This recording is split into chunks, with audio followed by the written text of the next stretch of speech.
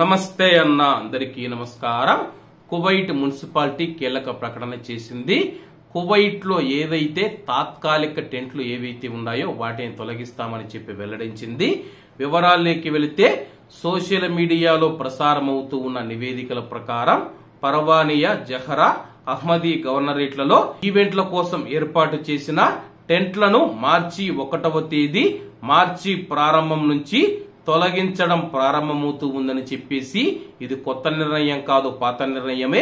ఇది 3 నెలల క్రితం జారీ చేసిన సుప్రీం మున్సిపాలిటీ కమిటీ తీర్పు ఆధారంగా ఇప్పుడు అమలు చేస్తూ ఉన్నామని చెప్పేసి కువైట్ మున్సిపాలిటీ టెంట్లు మరియు హాళ్ల యజమానులకు వచ్చే మార్చి ప్రారంభంలో వాటిని తొలగించాలని చెప్పేసి నోటిఫై చేసింది.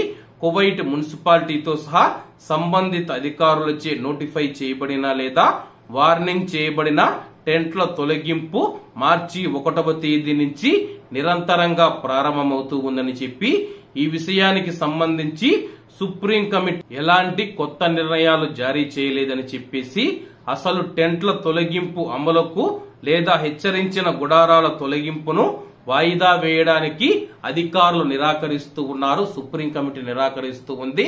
ప్రస్తుతం మార్చి 1వ తేదీ నుంచి ఏవైతే తాత్కాలిక టెంట్లు ఉన్నాయో వాటిని తొలగిస్తామని చెప్పి మున్సిపాలిటీ తెలిపింది.